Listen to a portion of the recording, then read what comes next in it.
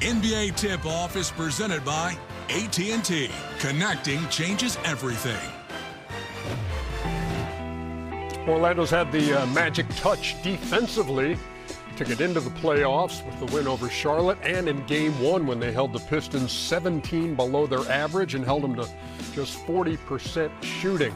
So now Game 2 is on the horizon, and when he got to the arena, Desmond Bane was kind enough to give me a couple of minutes.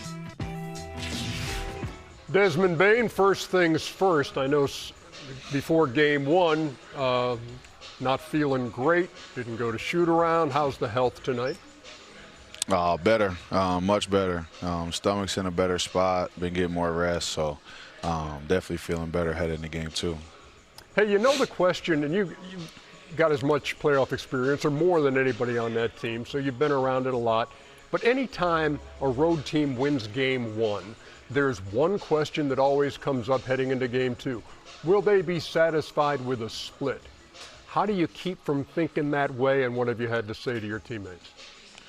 I mean, I think that it's been a collective effort, as far as voicing what's going to be needed in Game 2. I mean, as soon as, we got to the locker room after Game 1, we were all talking about how, don't listen to what everybody's going to say, stay level-headed. No, Detroit's going to throw another punch, tonight. So I think that mentally we're going to be in a great spot headed into tonight. Look, you outscored them, you outshot them, you out-rebounded them, you owned the paint. How do you duplicate that effort tonight? I think we dive even deeper into what we've been doing all season. Protecting the paint is something we pride ourselves in, and forcing our will and getting to the paint on the other end of the floor is how we play on the offensive side of the ball. So, really pack the paint, force them to make some shots, and, punish them on the other end. Hey, the Magic brought you in there to be they needed another scorer, they got that. A guy who can hurt you from the perimeter, they got that. But you also bring an edge to the floor. I mean, is there a degree of satisfaction you get from getting under folks' skin? I think that every team, that's trying to win a championship has somebody like that, and I've been fortunate to be around some, Dylan Brooks, Marcus Smart, all three of us kind of cut from the same cloth. So, took what I could from them and tried to apply it here for sure. Can you give me the quick answer on what happened with Isaiah Stewart the other day before tip? Yeah, I mean, that's my pregame ritual every single game. Me and Paolo, we throw the long ball. And as soon as I was about to come over there, Stewart looking at me saying, "Don't come over here." And I had to make my way over there, to do right by the ritual. Okay, last thing, and this will be quick hitters. You're playing in an arena tonight sponsored by a pizza chain. In our never-ending quest to let the fans know more about the guys they're watching. Thin crust, thick crust, deep dish. It's a good question. It kind of depends on where it's coming from, but speaking of the arena, I grew up smacking that Little Caesars. That hot and ready. I stayed over there for sure, $5.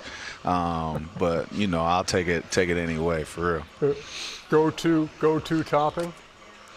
Definitely pepperoni. I ain't one of them supreme, put everything on a pizza type of guy. You gotta keep it simple, man. Put pineapple on a pizza? Nah, heck no. My lady will, but I ain't touching that one.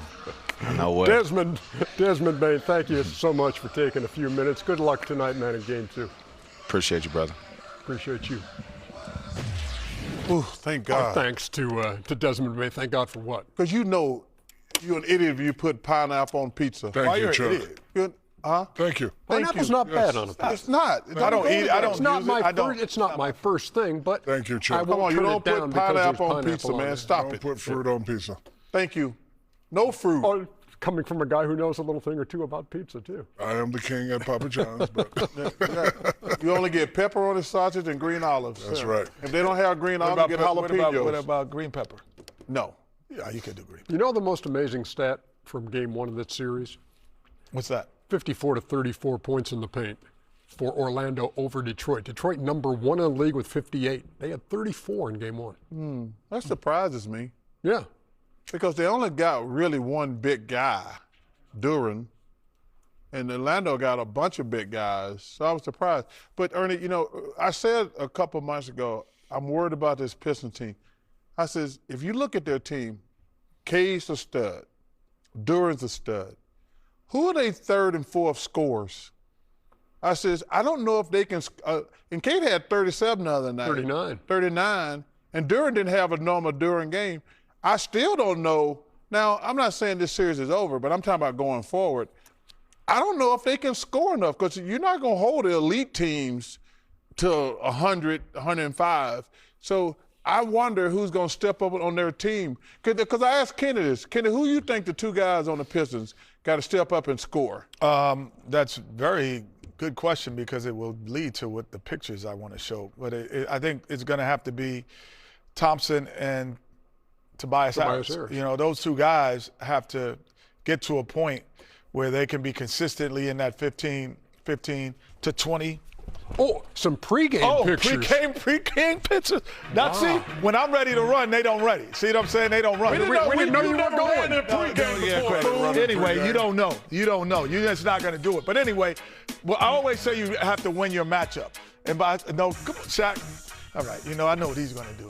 So you got to touch that board. I see you over there looking. You have to win the matchup. And right here, on the defensive end, they do a good job defensively. So can we get the tape to run?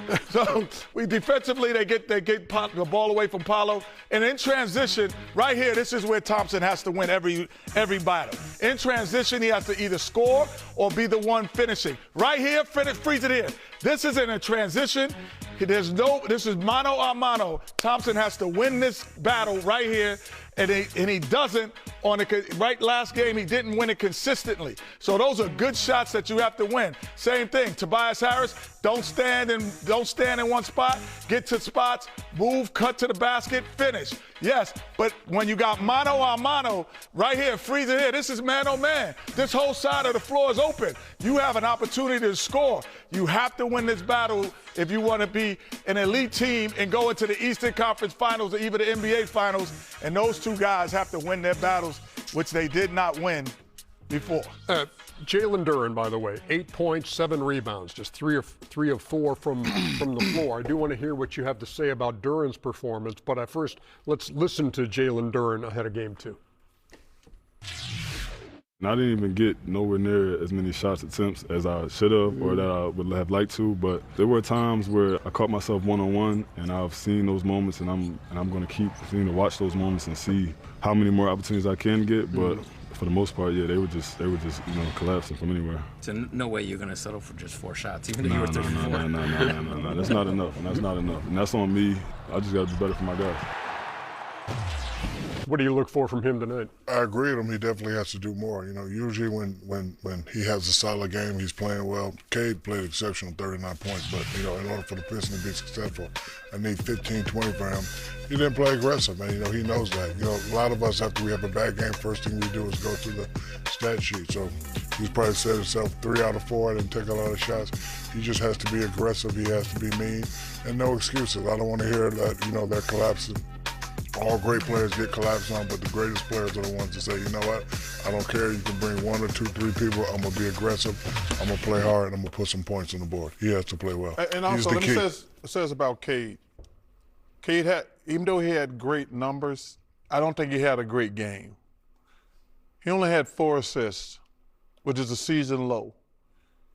When you're a great player, your job, you should go back Game 1, Lakers against Houston. When you're a great player, there's times you have to say, I can get my shot anytime. That's what LeBron said in Game 1. Cade, if I'm Cade tonight, I said, I'm going to get these other guys going no matter what. I can always get my 37, 39, but Thompson, Duran, Tobias, Duncan Robinson, I've got to get those guys going because if he gets his numbers and nobody else gets numbers, the stat said that's his season low assist 4. He has to get at least 10, 11 assists tonight to me if the Pistons are going to win. 11 straight home losses in the playoffs for the Detroit Pistons, going back to the Eastern Conference Finals of 2008.